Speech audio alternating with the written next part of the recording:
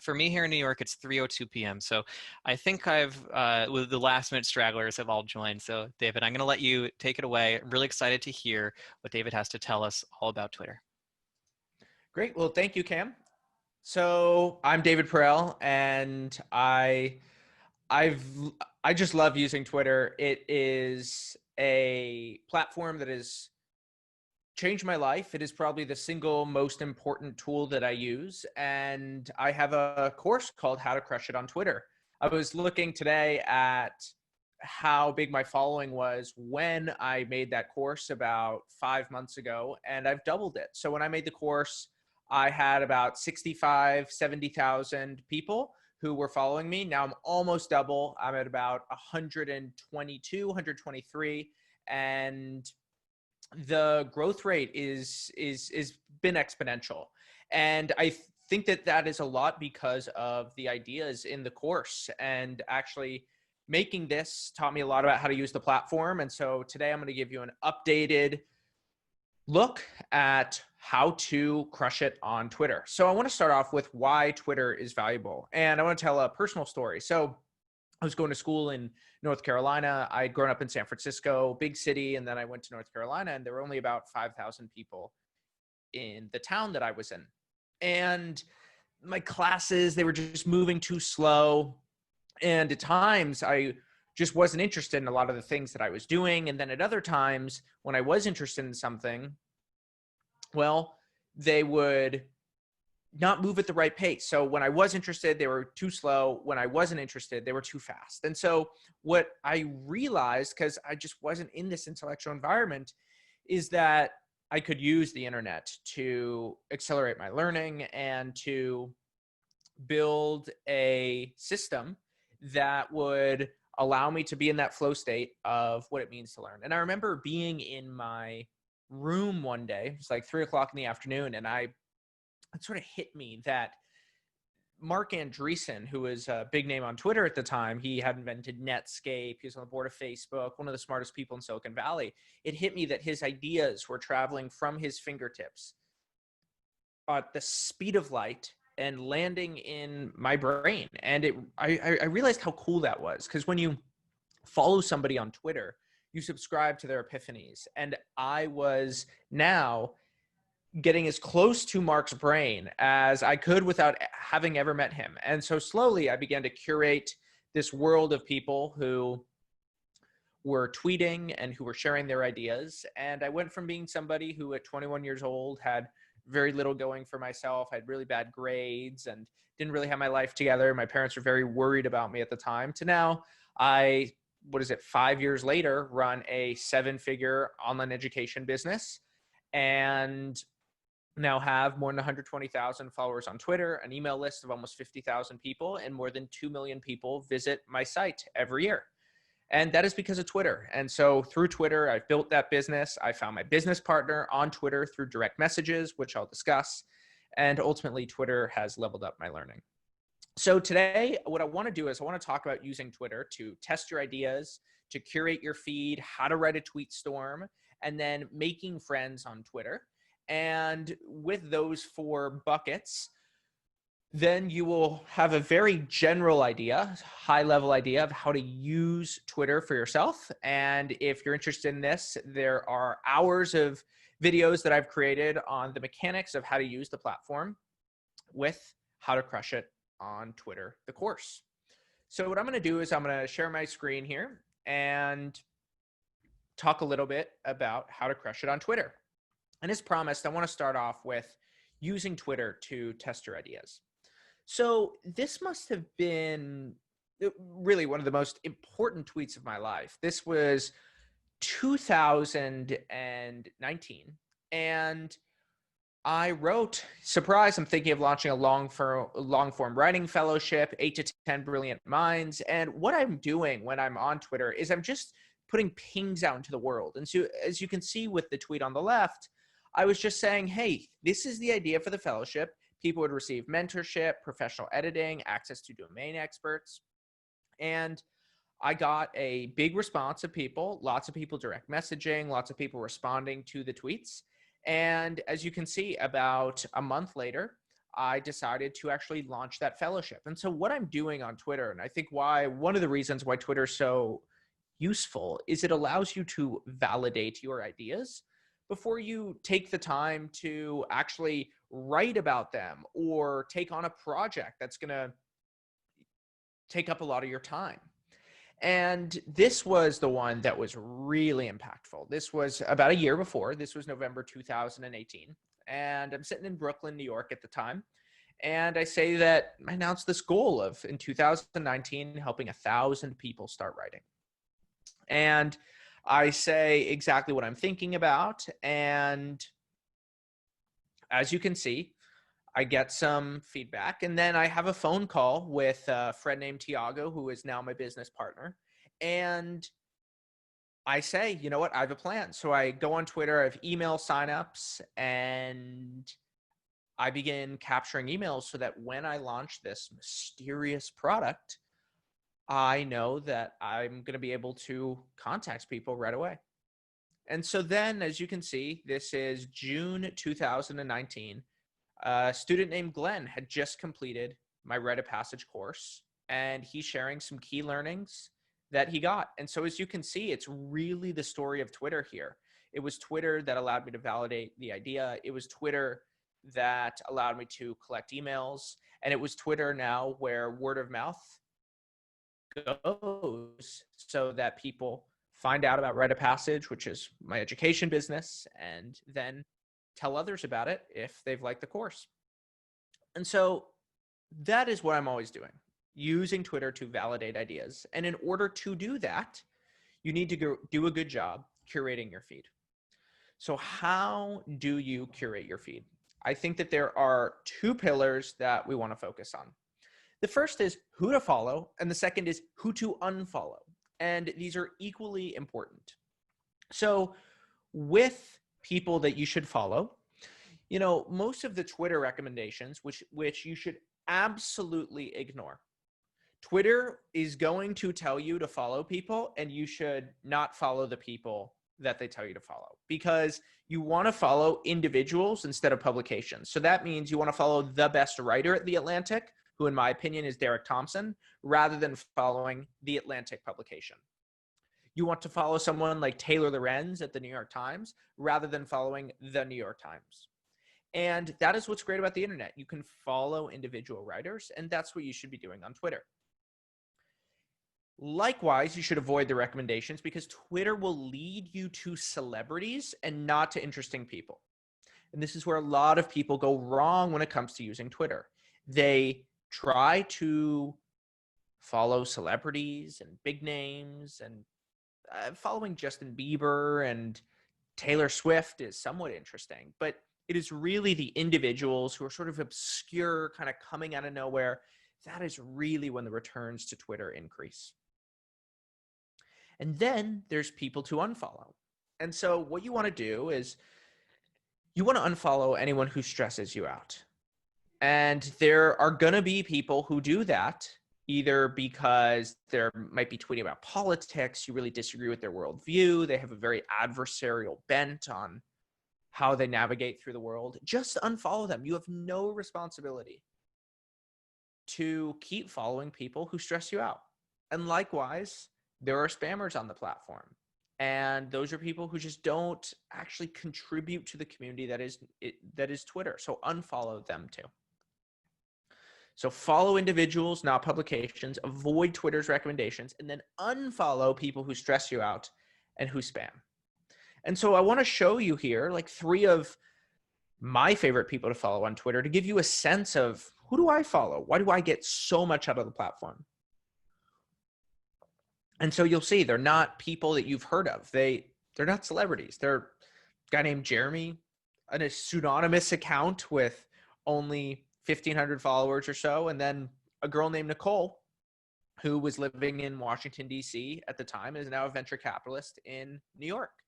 And so as you can see, they don't have a huge follower base. They all have, if you actually went on their profiles, they all have very strong perspectives on how the world should be. They tweet things that make you say, never thought about that before. And they're unique and they're dynamic. And those are the kinds of people who you should be following. Those are the kinds of people who are going to give you ideas that you won't find in other parts of the internet, and they're going to be curators for you. Not only will they curate their own ideas, but they will curate the ideas of other people. And through that, the quality of information that you consume is going to go up, and you're going to learn faster and meet more interesting people. And I'll talk about meeting people later on.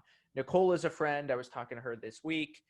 The guy in the middle is a really smart guy. I'm an investor in his company, and through Twitter, I ended up making my single largest angel investment. And Jeremy is one of my very best friends. We are writing a long form essay together that's going to be about 15,000 words. And so, as you can see, these relationships come through Twitter, through the little direct messages tab at the top. I'll talk more about all that later. But first, I want to talk about writing tweet storms, because tweet storms are a way for you to communicate your expertise. And also, when it comes to the way that the algorithm is structured and the psychology of Twitter, most of your followers are going to come from tweet storms. So they're worth getting really good at. And when we were talking about how to actually develop ideas on Twitter, writing tweet storms is a great way to test out ideas before you actually write an article about them or make a YouTube video about them or whatever it is that you do creatively. And so, to give you an example, a couple weeks ago, I was watching the US Open golf tournament, and a guy named Bryson DeChambeau, he was winning the tournament, and I had followed him for a while. I think he's the single most interesting athlete in the world right now. And so I wrote a tweet storm about him. And I thought I'd do okay. I thought it'd be somewhat popular. And I go on my phone 48 hours later, and more than 1.3 million people have seen that tweet storm. So I go, this now is one of the most popular things I've ever published.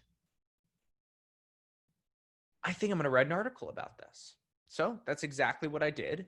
And I published that article yesterday. And so what's great about Twitter is I got validation from the actual tweet storm, but then I got specific comments and feedback from every single individual tweet within the tweet storm.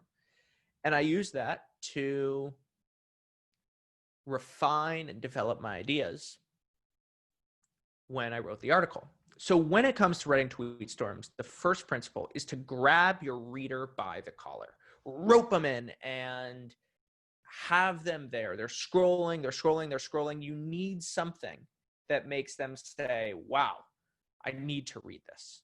And usually that comes with a catchy hook. And when it comes to Twitter, your hook needs to be very fast, very short, and well compressed. So if in a book, your hook might be as long as a chapter, might be as long as an introduction, might be as long as a 5-page story. On Twitter, you basically have about 1 or 2 sentences. So here's what I do. So I have, if you want to write more, I have some ideas for you. Here are my favorite strategies for instantly improving your writing. 2 sentences, boom. I say, this is who this thread is for. This is exactly how you will benefit. And then I get into the very first piece of advice right in that first tweet. Then I say, improve your decisions, improve your business. Here are my principles for decision making. Boom, first one again. So what I'm doing is I'm adding a lot of context, a lot of information. It's basically a sales pitch in that first tweet to say, this is what you are going to get from this experience. And then I say, if you want to improve your writing, start by becoming a better note taker, coming out with a strong and actually somewhat contrarian perspective. And I say, once again, here are the 10 best ways to do that. So once again, it's a sales pitch. I'm saying, this is why you should read this. This is what you're going to get. And let me show you right from the beginning that this is going to be useful and worth your time. And then they'll click show thread and they can see the other tweets. And so that sort of falls under a category that you could say are very deliberate tweet storms. So these are tweet storms that I usually take 45 minutes or so, and I write down tweet by tweet. Little small piece of advice is write your tweet storms like in a Google Doc or an Evernote page or on a notes page on your phone, because if you click out of a tweet storm that you're writing in Twitter, you lose it. So write it somewhere else, then import it into Twitter. But sometimes I'll do emergent tweet storms. And so these aren't nearly as deliberate. These sort of just develop over time. And I work on these over years. They're often collections of my thoughts on something. They're almost like a second brain, a place where I just take notes and hold my memories. And they're like a web of ideas and a web of thinking. So I remember one Sunday morning, I was hanging out at the house and I realized somebody's going to build a health and fitness bundle. And I spoke about what the business model would be. And as I started sort of thinking about it, I just tweeted that. And all of a sudden I get some interesting responses, which then spark new ideas. And what I did was I ended up developing this thread over many hours. And so as you can see, then I'm like, okay, so in this middle tweet, I'm like, okay, well, I actually want to feel like a professional athlete. That's actually the product that this would be a part of. And I didn't really have that idea until other people started responding. And then a little later, I'm saying, well, now I can actually go pitch this business because people are direct messaging me, people are responding to the tweets. And so now all of a sudden, sort of without even expecting it, just from a random epiphany I had, I have a whole business model for a company that I've developed. And that comes from the call and response of Twitter, where you're putting ideas out into the world and then people are coming back and they're saying, we want more of this, we want less of that, we have this question, can you help us clarify it? And that process begins to help you refine your ideas. See, people love novelty, especially on Twitter. Twitter is this process of scrolling where you're like scroll, just waiting for some idea to be that next big epiphany that you're looking for. And so I have one thread that is one of my most popular ones ever that has 50 ideas that shape my worldview. And the first one starts with inversion. You'll see number 49 there, the paradox of abundance. And then what I did was I saved the entire thread in an article format at the end on my website, which then makes it easier for people to read. And what I'm doing here is building a relationship with people, right? You can actually see Twitter sort of this place where people can find me. And then I begin to take them to the platforms that I own rather than Twitter and get them on my site. That is a personal intellectual world that I've carved for myself. And about 3% of people who land on my site become email subscribers, and a certain number of those, they funnel into the education business. And so I think a lot about that. And what I really try to do is provide ways of thinking on Twitter that are unique, that are differentiated. And it is with tweet storms that I can show a little bit more about how I think rather than just a tweet, which is very high level. And then there are slow burn tweet storms. So we talked about emergent tweet storms where you publish a tweet and then new ideas begin to emerge over the next couple hours, over the next couple days. Sometimes I do them over years. So this is a thread that I have about writing. All kinds of different writing advice, writing feedback that I've gotten from other people. And it just started off with a simple formula for writing hooks. Get 3 S's in 30 seconds. It's an idea from the copywriting world. And as you can see, that was September 5th, 2018. And July 29th, 2019, I'm still working on this thread. And I bet I update this thread every couple of weeks. And it's just whenever I find something good about writing that I want to share, whether it's an article that I publish or an idea that I come across that I really like, I just share it in there. And so what you can do is you can drop the ideas in there over time, and other people can find what it is that you're writing. They can see, wow, this person really has expertise on this subject. They've been thinking about it for a long time. And it also just helps you with a central repository for many of the best ideas that you've come across on a single subject. And now I want to talk about writing style on Twitter in particular. So I'm a writing teacher. And so what I spend a lot of time doing is analyzing and trying to dissect what are the things that work on a given platform. What are the things that work on the open web? What are some of the things that work in emails? And here, what works on Twitter? So I'll tell you, when it comes to writing style, you want to follow these 4 steps. Explain, focus on one idea, keep it simple, and make it actionable. So I'll go through each of them. So when it comes to explain, try to find a way to wow people with how well you can explain something. And I'm going to show a really good example in a couple minutes about Joe Weisenthal and what he did with negative interest rates. Just a phenomenal example of taking something that was like, this feels important and I feel like I should know about it, but I don't quite understand it. And he came in and went, this is exactly how you should be thinking about it. So start with explaining. Make someone say, wow, how I've never quite understood it like that before. Then every tweet should just have one main idea, just one main idea. Keep it really simple. And with that main idea, to keep it simple, you want to remove things that are confusing, make it easy to read. I have this 4-syllable rule. So if you take a word like experimentally, that's 5, 6 syllables. And so for me on Twitter, I basically only use 1, 2, or 3 syllable words. And so I just go with the clap. And if it's 4, I just change the word. I want to make it really simple because people scroll Twitter. They only read Twitter once you catch your attention. And then finally, you want to make it actionable. Twitter is a place that rewards ideas that are concrete, that are actionable, that can make somebody say, I can use this in my life. Thank you. That actually made my life better. So when it comes to explaining a subject, I want to show you a couple examples. So the first was that Joe Weisenthal thread that I was talking about earlier, thread explaining negative oil. And so what happened was this was when it actually became so cheap to buy oil that people would pay you to have you take it off their hands.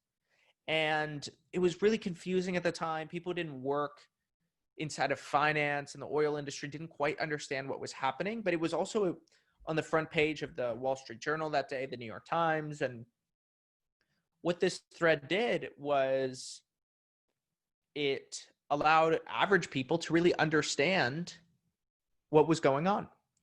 This middle thread in the middle was one of my favorite threads of all time and was an inspiration for my 50 ideas that I shared earlier in this workshop.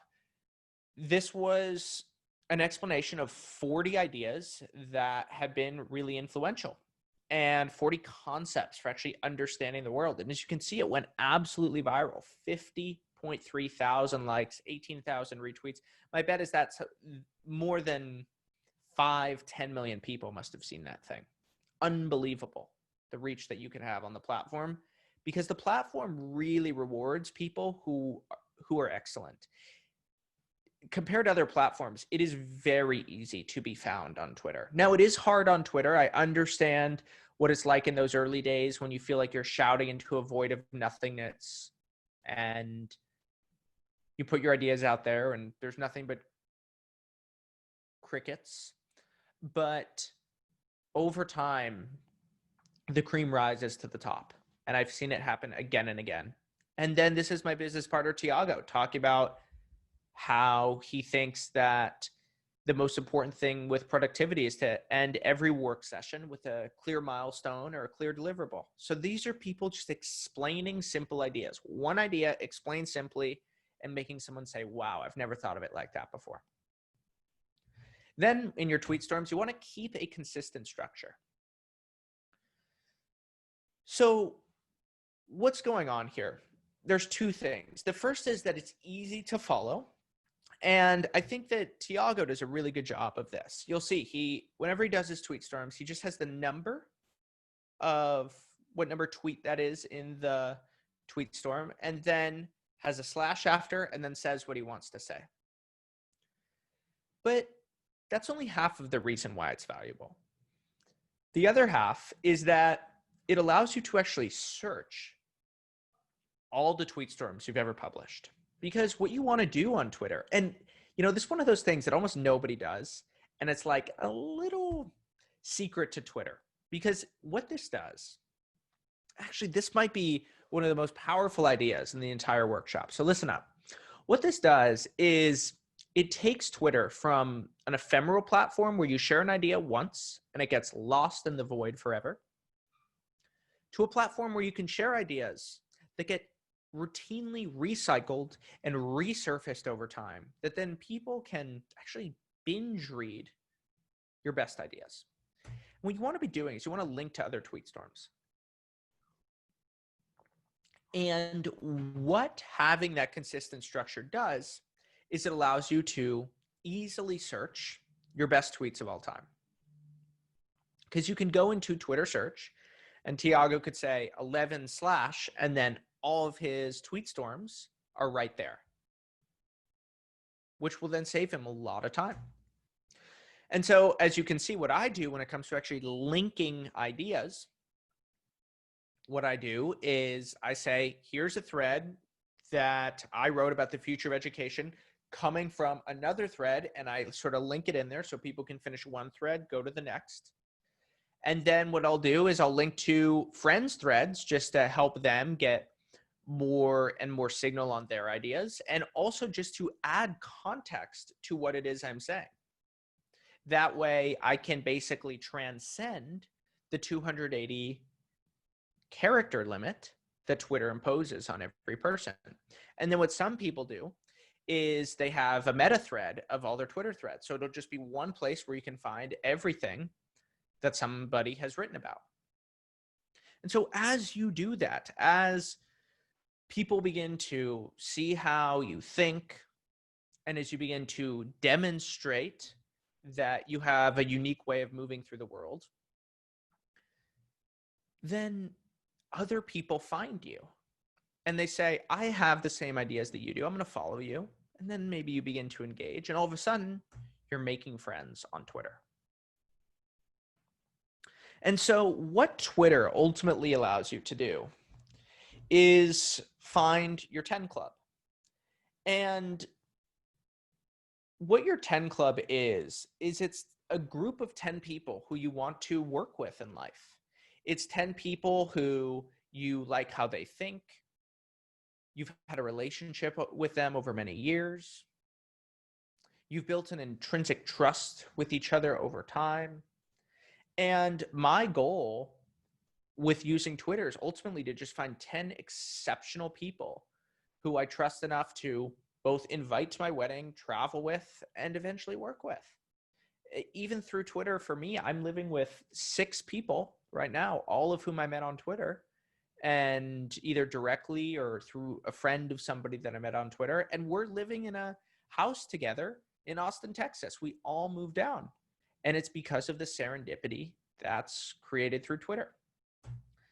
And so with that serendipity, I love this idea from a guy named Steve Chaney. He runs a company called Estimote, and he was one of the co-founders of GroupMe too.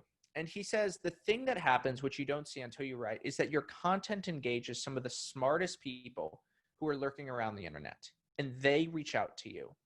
Hands down, one of the biggest values for folks like Ben Thompson, who's a big tech writer, is now he has people teaching him more about topics.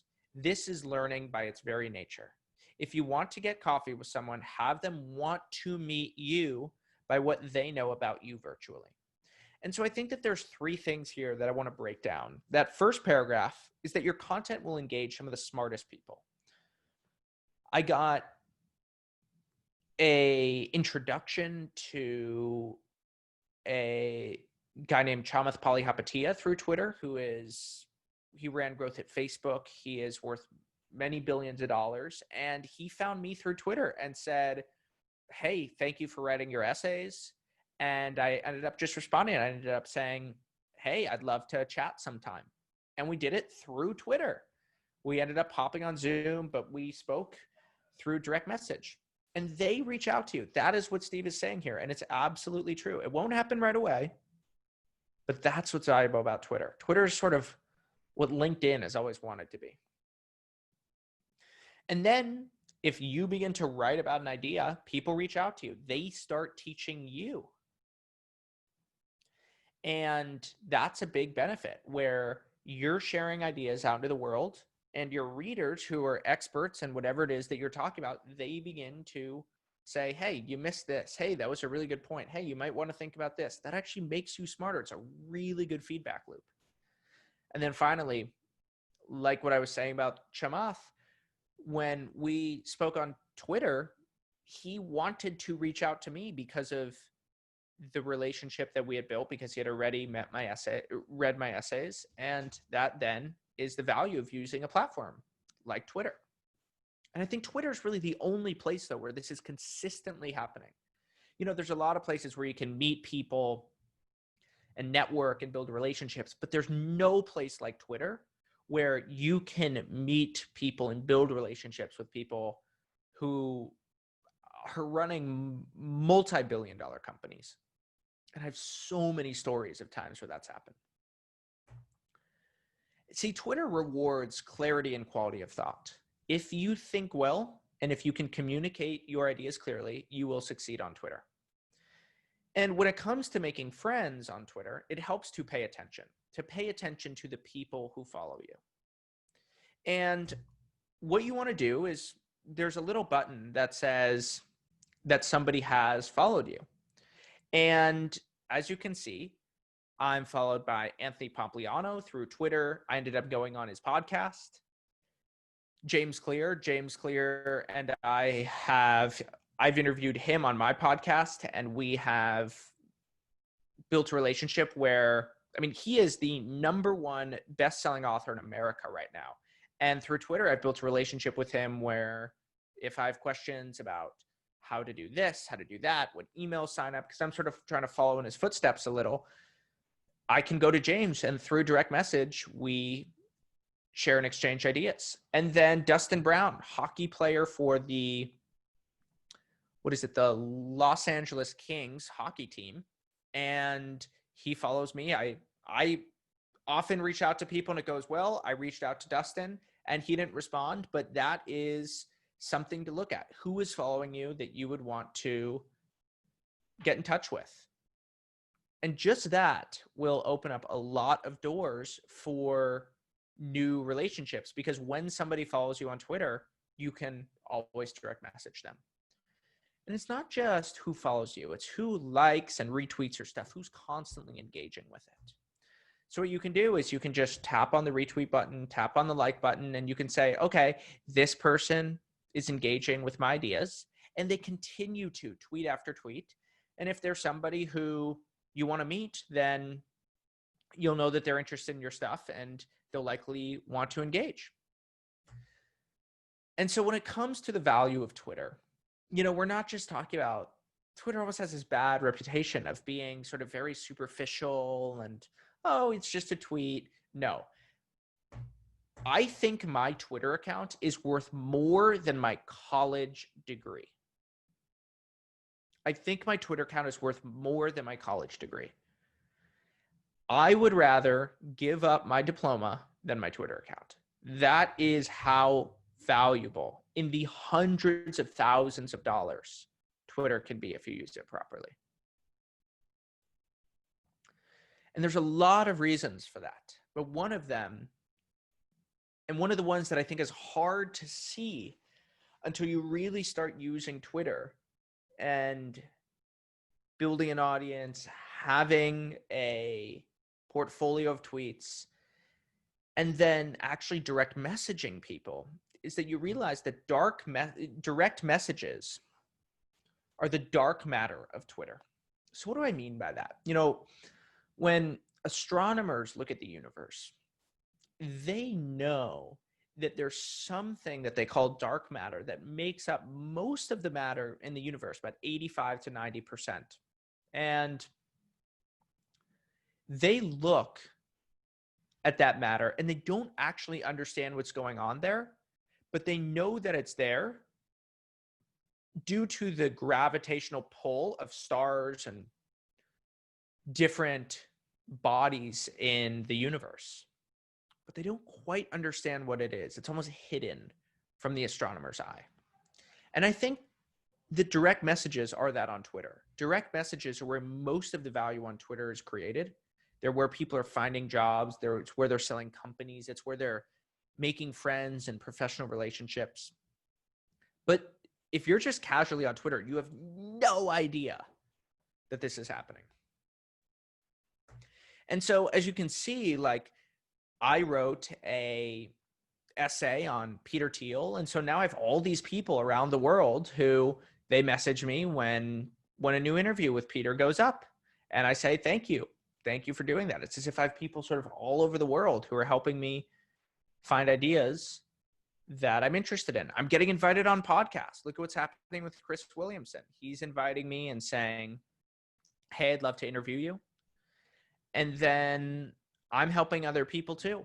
I had a friend named Ryan who was redesigning a website, and I just sent him, hey, here are my website brand and visual guidelines. And he appreciated what I did because of Twitter, he was able to put an idea out into the world and say, hey, I'm thinking of redesigning the site. Can anyone help me? And he had no idea that I had just finished a whole Google Doc with ideas. And so as you go through these direct messages, you are led towards finding your 10 club.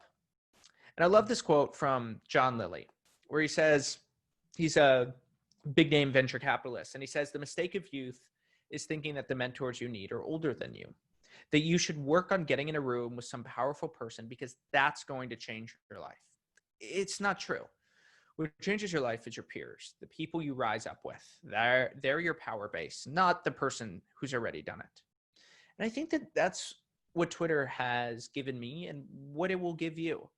A way to meet your peers, a way to connect with others, a way to learn faster, and a group of people who you can rise up with, just like what John is saying here. So how do you crush it on Twitter? What do you do? So Chamath Palihapitiya, who is the owner of the Golden State Warriors, who I was talking about earlier, he says in advice that he would give to people, he said, start writing your perspectives and publish them. The ability for smart, useful observations to get into the hands of people with fewer ideas, but lots of capital have never been better. You can build both a reputation and balance sheet this way. And so what he's saying here is that there's a lot of people who have money to allocate. They are looking for ideas and they don't know where to find them. But Twitter is a place where they can find you if you share your ideas, if you are public, if you aren't just a consumer and actually start being a producer of ideas. Then Amanda, she says, tweeting about what you're passionate about attracts people with similar passions. The community I've found is full of people that care about building companies, brands, female empowerment, and parenting, things that she's interested in. And she says, I'd rather have 500 people with shared passions than more who don't care. And that's what Twitter is. It is a matching tool for people with like-minded interests. And then Patrick O'Shaughnessy, who runs one of the most popular podcasts in the world called Invest Like the Best and runs an asset management firm that manages about $8 billion with a B dollars, says learn in public fanatically. That means find something you can't stop thinking about and know it better than anyone and share everything you learn along the way. This is his advice for people.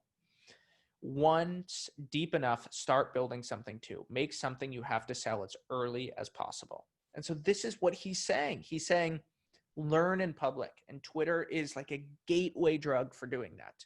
Twitter is the place where you're going to understand how to use the internet well, how to create opportunities for yourself, how to meet people. And I want to end with this quote from Bill Gurley. He says, Twitter is the most amazing networking and learning tool network ever built. For someone who's pursuing their dream job or chasing a group of mentors or peers, it's remarkable. In any given field, 50 to 80% of the top experts in that field are on Twitter and they're sharing ideas. And you can connect to them or follow them in your personal feed. If you get lucky enough and say something they find interesting, they might follow you. And the reason this becomes super interesting is that unlocks direct message. And now all of a sudden you can communicate directly or electronically with that individual. Very, very powerful. And he closes with some very important words. If you're not using Twitter, you're missing out. So what will you learn and how to crush it on Twitter? You'll learn how to set up your profile and how to get your profile picture, your bio, your cover image, how to get all that ready to go. You'll learn how to learn more about curating your Twitter feed. Things like what accounts to put on lists, things like what keywords to mute so that you don't have to deal with ideas that stress you out or that spammy, sort of like what we were talking about earlier. Then you'll learn exactly how to use Twitter to accelerate your career. I'll talk about personal monopolies. I'll talk about some of the ways that I've met people through Twitter, which you can emulate. Then I'll talk more about how you can validate product ideas on Twitter for your business and how you can reduce a lot of the risk when you launch a product just by using Twitter. And then finally, I'll share more about making friends on Twitter. So thank you very much. I will answer some questions now. All right. Thanks so much for the workshop and people in the chat for joining us and tuning in. So what I would love to see right now is any questions that you have for David. Go ahead and ask those in the chat. Whether it's about David's workshop, which is kind of cool, or whether it's about his advice on Twitter. Would love to see any questions that you have in the chat. And while I'm waiting for the questions to come in, one thing that I am a little bit curious about is, David, could you actually tell us a little bit more about the workshop in particular, killing it on Twitter or crushing it on Twitter rather, and how that might be different from, the training that you've gone over today? Yeah. So, I mean, really, it's super actionable. And what you saw today was sort of very high level of a lot of the ideas that you'll learn about in the course. What the course does is it sort of, if what you saw today was this is what you should do, the course is this is exactly how you can do it. And this is how you can think about what you're doing on Twitter. What we'll go over is, like, for example, an idea with personal monopoly. I'll go over exactly how my friend Nick used Twitter to, at 21 years old, get his way into a direct-to-consumer marketing company called Hintwater, become their director of marketing. They are now doing about $50 million in revenue per year, to then getting his way up to working for Gary Vaynerchuk at VaynerMedia, and then now becoming the go-to person in New York for fast-growing direct-to-consumer startup companies. And it is ideas like that where I show exactly how he did it that you're going to benefit from in Rite of Passage. And then another one is, okay, so David, you say direct messages are important. What I do is I show you templates and like exact emails or exact messages that I sent on Twitter. And I show you exactly what the etiquette looks like and the things that you should and shouldn't do, and examples of ways that I use direct messages to actually meet people and make friends. So I think ultimately what you're going to learn is exactly how to do the things that you learned in today's workshop. So one question, I'm coming in here in the chat, I've seen a question from Hector. And so Hector says, I have around 1,000 followers, but don't get super great engagement, even when I put in a lot of effort on my tweets. And so he says, how can I find what my followers are interested in? But I'm actually kind of curious if it's not what they're interested in, more rather kind of how he's saying it. Yeah, so I would have to see your tweets to give you direct feedback, but I think that that's very common. One of the things that you want to do is think of Twitter sort of like a dance, where think of it like a two-person dance. So there's one person who takes the lead, the other person follows. And a dance only works when both people are sort of in tandem.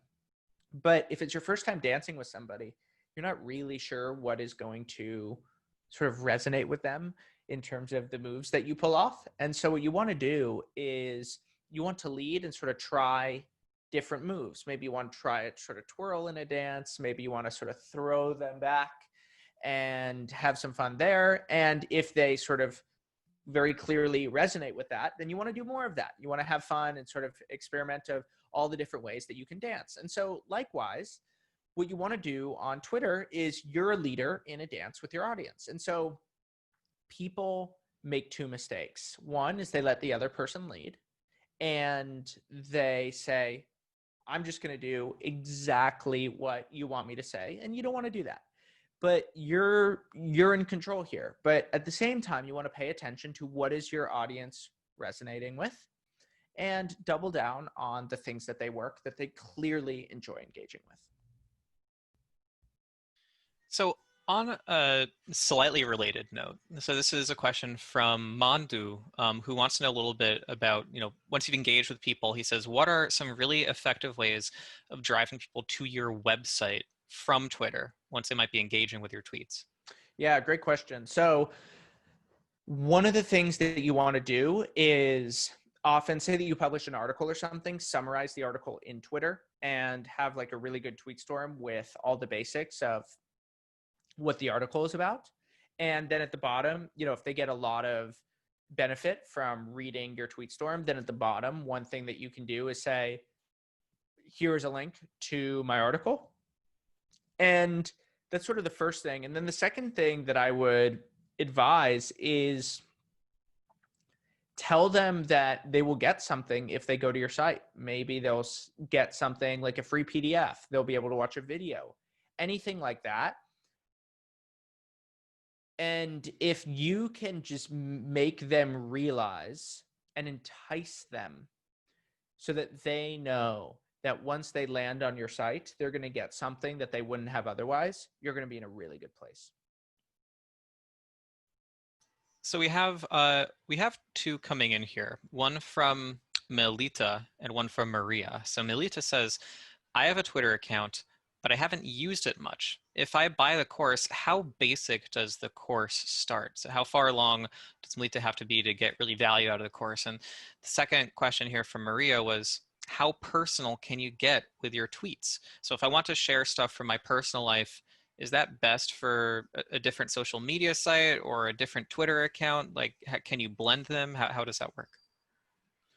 Yeah, so I'll take the second then the first. So Maria, I would get somewhat personal. I think personal helps, but you're not there to write a memoir. You're there to, like, it's best if you're helping other people. And so I think that you should be personal insofar as it adds color to your feed and it shows a side of who you are. But ultimately, the best way to crush it on Twitter is to be making other people grateful that they found you sort of repeatedly.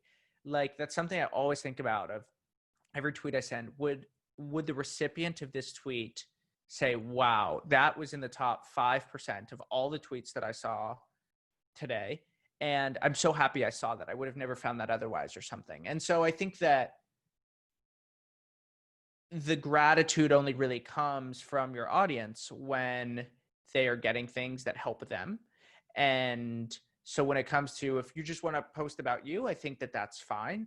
I'm not sure Twitter's the best place to do that, but it can work. I would just sort of flip it into how do I share my own stories in ways that benefit others? And then for the first question about how much experience you need with Twitter, I would say that the course is designed for people who have some familiarity with the platform, but that sort of first stage of familiarity, the platform does a pretty good job of introducing you to it. And so what I would do is I would go through the course sort of as you begin to develop your Twitter account. And I would think of the course as a touchstone that you can return to as you grow your Twitter following and become more comfortable with the platform. So we do have another question in here. So Aliska says, what do you think about funny tweets that don't bring any necessarily value to people, but it makes them smile. So, like a meme or a joke or something like that. Yeah, I mean, I think that in this method of using Twitter to meet people, using Twitter to sort of make career opportunities and think better, it's sort of outside of sort of my frame. I think that there's often great tweets that are really clever and that are sort of funny because of that. And I think those are great. I absolutely love those. They aren't something that I can speak to as well. I'm not particularly funny on Twitter. It's not sort of a, for me it just doesn't quite work as the right emotion to try to create with the style that I like.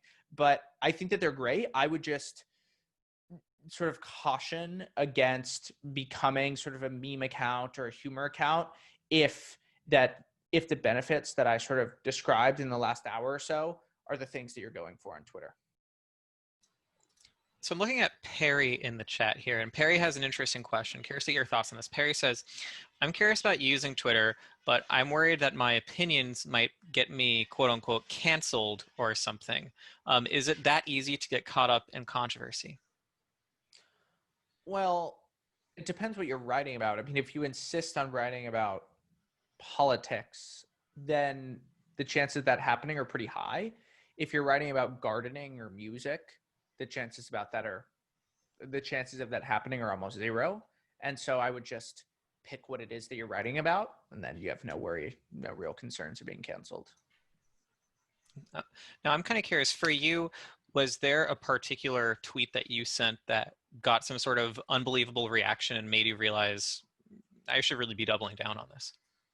Yeah, I mean, it was probably a tweet storm that I sent my senior year of college. I was really struggling to find a job, and I was in a tricky place because I didn't have good grades. And I remember going to the job fair at my university and saying, I don't know that I'm really going to get a job here. I'm talking to all these low level people at these big corporations that I've just not cut out for a corporate environment. And one day, it was a Tuesday afternoon, 10:30 in the morning. I skipped class, and I remember it was really raining hard. I just didn't want to walk to class. So I did a tweet storm on the future of media, and the CEO of a New York City ad agency that I really admired and respected.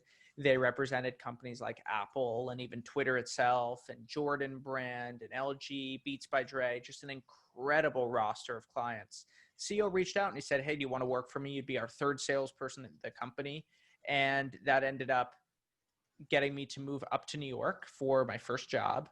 And I think that experience solidified the fact that Twitter could shrink the world and match me with people I would have never been able to reach otherwise. Now I'm seeing here a question from Nate, and this goes back to the course which is available today. And Nate says, can you share some like success stories of past students from your courses, or what kind of outcomes you're seeing from people who have taken this course? Yeah, I mean, geez, so many amazing success stories. We have a guy named Packy McCormick who was in the course, and he now has built a newsletter of about 15,000 people. He is looking to raise a fund, a venture fund based off of his email following. And it has been Twitter where he's gotten most of the following for his readership. I remember he launched his new site redesign on Product Hunt and used Twitter as the vehicle for where he would find people to upvote on Product Hunt. That day ended up getting a couple thousand email subscribers. And people like Packy have taken the course, have run with the ideas, have used Twitter as a way to meet people. And then I have another friend named Jonathan. And Jonathan is a senior at Columbia University right now. And he took the How to Crush It on Twitter course. And he has made all kinds of friends around the world. Really, he's really interested in sort of more classical philosophy, and he finds it really hard to meet others who have read Marx, who have read Hegel, who have read Heidegger, who have read all of these sort of like philosophers, and who aren't really caught up in the politics of it, who are just really interested in the different ideas of these people, of Nietzsche and of Max Weber, and has found a group of philosopher friends around the world who he would have never been able to meet in real life because of the signal that he's putting out into the world.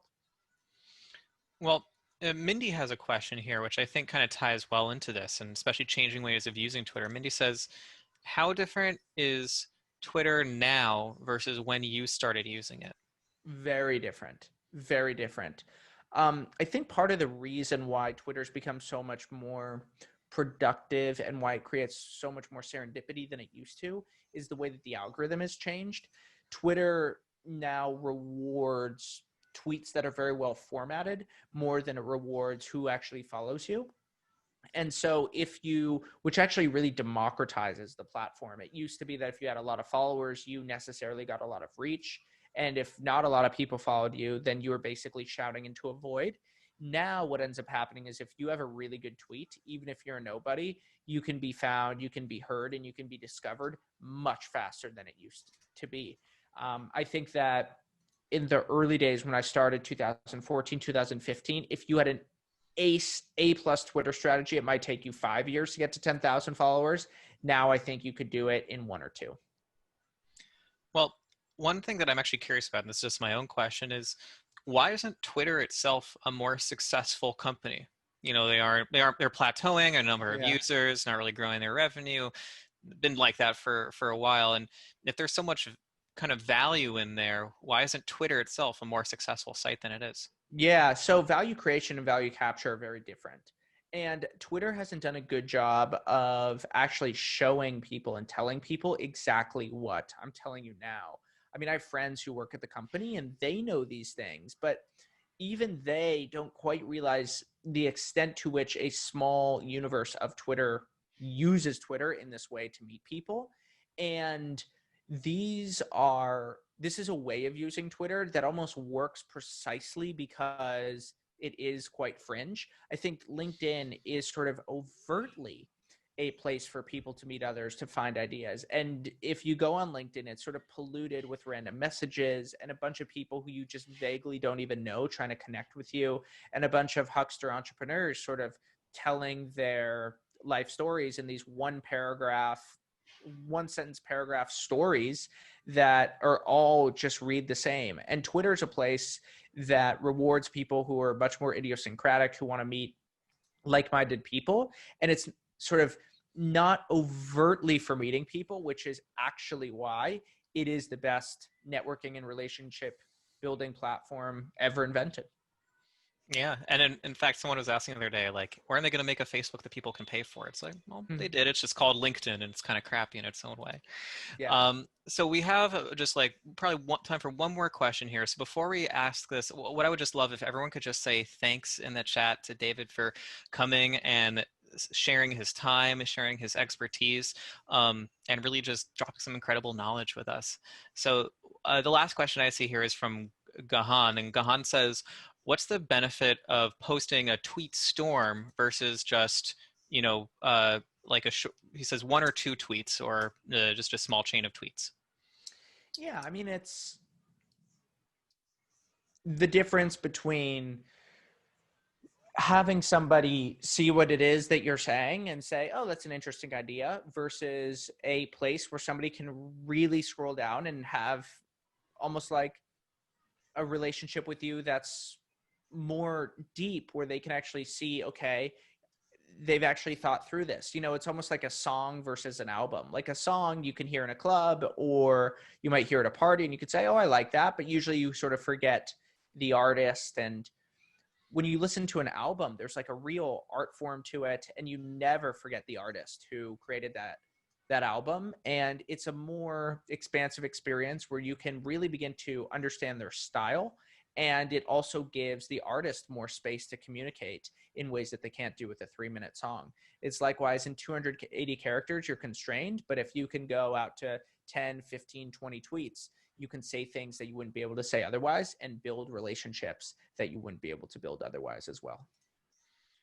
And on that note, I think it's probably about time to wrap this up. People are saying thank you in the chat. Malika says thank you, Thank very you, everybody. informative.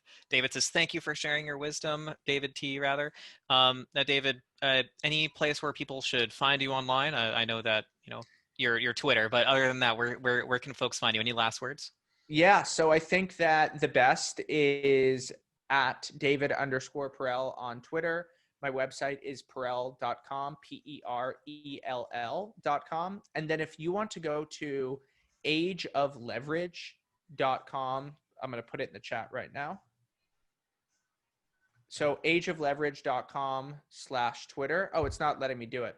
But if you want to do ageofleverage.com/Twitter, you will get a 7-day email course that I wrote, which is all about how to use Twitter and which builds upon a lot of the ideas that I shared today. All right, and I just dropped that link in the chat for everyone who's watching Thank this you. live. And anyone watching this on the replay, just go to ageofleverage.com. So, David, thanks so much for joining us. Everyone in the audience, appreciate your time. You'll get an email replay, and can't wait to see you all on the other side. All right, Great. take Thank care, you. everyone.